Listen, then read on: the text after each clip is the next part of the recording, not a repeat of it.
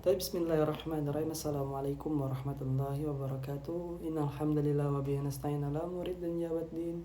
Wassalatu wassalamu ala asrofil anbiya'i wal mursalin wa ala alihi wa ashabi ajma'in, amma ba'du. Perkenalkan, nama saya Nurholik Rahman, NIM 2311207. Saya dari kelas PAI 6G. Pada kesempatan kali ini saya akan menjelaskan atau memaparkan mind map yang berkaitan dengan zakat fitrah, terkait dengan makna, hukum, dan manfaatnya untuk memenuhi tugas mata kuliah aplikasi pembelajaran berbasis teknologi. Di sini bisa teman-teman lihat dari mind mapnya pada latar belakang yang berkaitan dengan zakat fitrah ya. Zakat fitrah ini merupakan salah satu kewajiban penting dalam ajaran Islam yang harus kita tunaikan oleh setiap muslim menjelang hari raya Idul Fitri. Jadi kewajiban ini tidak hanya bersifat ibadah ritual, tetapi juga memiliki dimensi sosial, yang mana dimensi ini yang sangat kuat ya. Jadi zakat fitrah ini diwajibkan sebagai bentuk penyucian jiwa setelah menjalankan ibadah puasa selama bulan Ramadan, di mana manusia tidak luput dari kesalahan baik yang disengaja maupun tidak disengaja.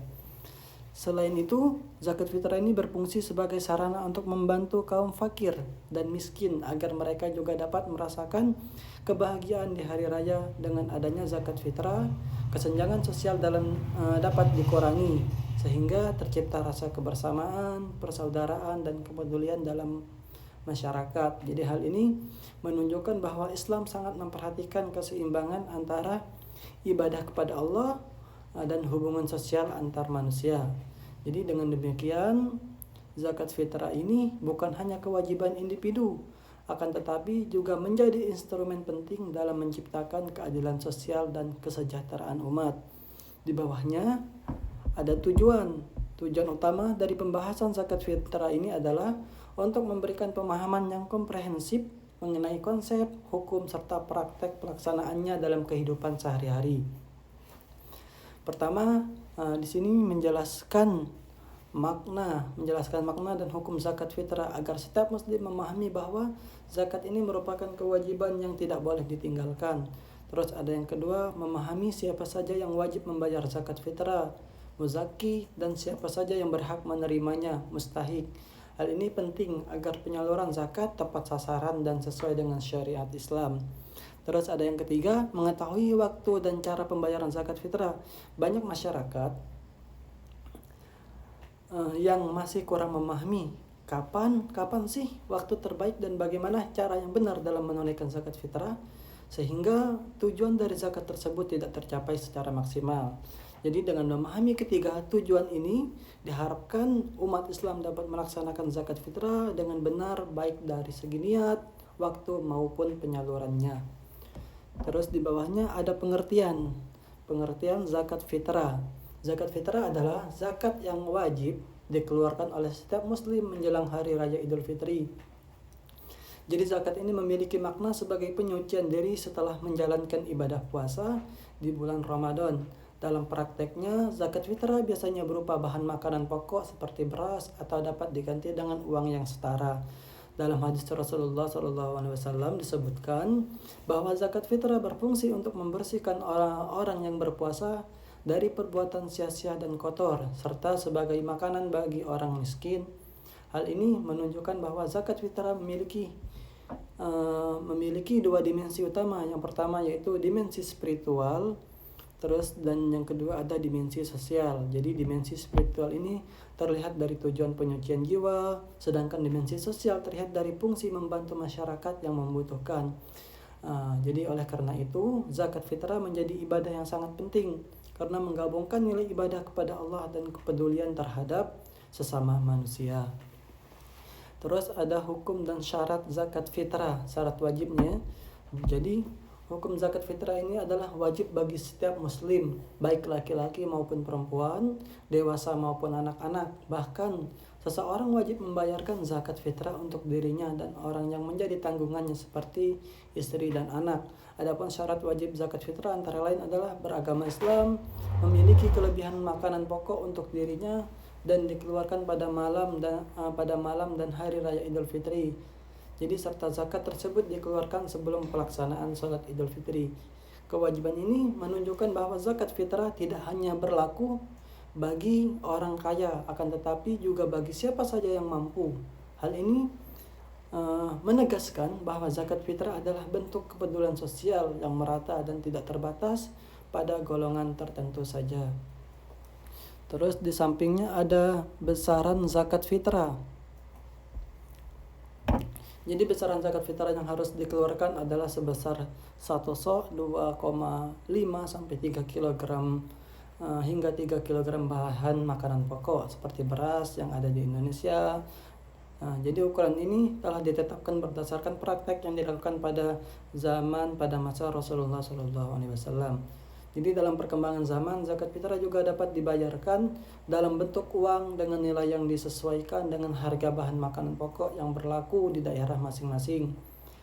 Hal itu bertujuan untuk memudahkan masyarakat dalam menunaikan kewajiban zakat. Jadi, namun perlu diingat penting untuk memastikan bahwa kualitas bahan makanan yang diberikan adalah layak dan sesuai dengan yang biasa dikonsumsi sehari-hari. Hal ini mencerminkan keikhlasan dan kesungguhan dalam beribadah. Terus di sampingnya lagi ada proses waktu pembayaran di atas yang ada pojok kanan atas, waktu pembayaran. Jadi waktu pembayaran zakat fitrah terbagi menjadi beberapa kategori. Yang pertama ada wajib. Waktu wajib dimulai sejak terbenamnya matahari di akhir bulan Ramadan. Waktu sunnah adalah sejak awal Ramadan hingga sebelum pelaksanaan sholat Idul Fitri. Waktu makruh adalah setelah sholat Idul Fitri tetapi masih pada hari yang sama. Sedangkan waktu yang haram adalah setelah hari raya Idul Fitri berakhir. Jadi pembagian waktu itu waktu ini menunjukkan pentingnya ketetapan waktu dalam menunaikan zakat fitrah. Jadi hikmah dari pembayaran sebelum sholat Id adalah agar zakat dapat segera diterima dan dimanfaatkan oleh orang-orang yang membutuhkan, sehingga mereka dapat merasakan kebahagiaan di hari raya. Terus di bawahnya ada penerima zakat, ya, golongan penerima zakat mustahik. Di sini terdapat beberapa penerima zakat itu terbagi menjadi 8 golongan yang berhak menerima zakat. Yang pertama fakir, terus miskin, amil, mu'alaf, hamba cahaya, gorim, orang yang berhutang, fisabilillah, dan ibnu sabil. Jadi pembagian ini telah ditetapkan dalam Al-Quran dan menjadi pedoman dalam penyaluran zakat. Setiap golongan memiliki kondisi dan kebutuhan yang berbeda. Oleh karena itu, penting untuk memastikan bahwa zakat disalurkan kepada mereka yang benar-benar berhak agar tujuan zakat dapat tercapai secara optimal. Dengan adanya pembagian ini, zakat tidak hanya membantu individu tetapi juga mendukung keseimbangan sosial dalam bermasyarakat. Terus ada niat zakat, ya. Niat zakat ini merupakan bagian penting dalam setiap ibadah termasuk zakat fitrah. Jadi niat ini dilakukan dalam hati dengan kesadaran bahwa zakat yang dikeluarkan adalah semata-mata karena Allah Subhanahu wa taala. Bacaan niat zakat fitrah biasanya dilafalkan untuk diri sendiri dan juga untuk orang-orang yang menjadi tanggungan. Hal ini menunjukkan tanggung jawab seorang kepala keluarga dalam memastikan kewajiban zakat ini terpenuhi. Keikhlasan dalam berniat akan menentukan kualitas ibadah yang dilakukan. Jadi oleh karena itu niat tidak hanya sekedar ucapan, akan tetapi juga harus disertai dengan kesungguhan hati. Manfaat selanjutnya, manfaat zakat fitrah memiliki banyak manfaat baik secara individu maupun sosial. Secara individu, zakat fitrah dapat menyucikan jiwa dan melengkapi ibadah puasa yang telah dilakukan selama bulan Ramadan.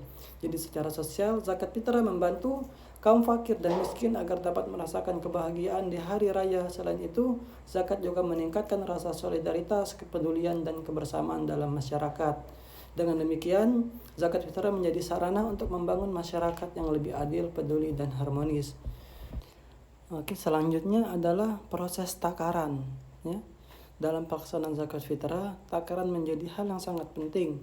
Jadi zakat harus diberikan sesuai dengan ukuran yang telah diterapkan, yaitu sekitar 2,5 sampai dengan 3 kg bahan makanan pokok. Jadi dari selain jumlah, kualitas juga harus diperhatikan. Bahan makanan yang diberikan harus dalam kondisi baik dan layak konsumsi, tidak rusak atau berkualitas rendah. Jadi hal ini menunjukkan bahwa dalam Islam, ibadah tidak hanya dinilai dari jumlah, tetapi juga dari kualitas dan keikhlasan dalam memberikannya. Selanjutnya, aluran penyaluran. Ini proses dan penyaluran. Jadi proses penyaluran zakat fitrah ini dimulai dari muzaki, orang yang membayar zakat, kemudian diserahkan kepada amil, pengelola zakat, dan akhirnya didistribusikan kepada mustahik, penerima zakat. Jadi amil ini memiliki peran penting dalam memastikan zakat tersalurkan dengan tepat sasaran dan tepat waktu. Oleh karena itu, kepercayaan dan profesionalisme amil sangat diperlukan. Zakat yang disalurkan dengan baik akan memberikan manfaat maksimal bagi masyarakat yang membutuhkan.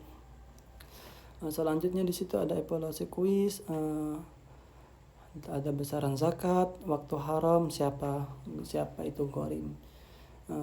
Evaluasi ini kenapa dilakukan? Untuk mengukur sejauh mana pemahaman terhadap materi zakat fitrah. Jadi melalui kuis interaktif, peserta didik dapat mengingat kembali konsep-konsep penting seperti besaran zakat, waktu pembayaran, dan golongan penerima. Jadi kuis ini juga membantu meningkatkan keterlibatan peserta didik dalam pembelajaran sehingga materi tidak hanya dipahami secara teori tetapi juga diingat dengan baik. Jadi dengan evaluasi, proses pembelajaran menjadi lebih efektif dan menyenangkan. Mungkin sekian, cukup saja. Cukup ini yang dapat saya sampaikan. Apabila ada kesalahan kata atau kekeliruan dalam kata-kata, saya mohon maaf. Kepada Allah saya mohon ampun. Wabillahi taufiq wal hidayah. Wassalamualaikum warahmatullahi wabarakatuh.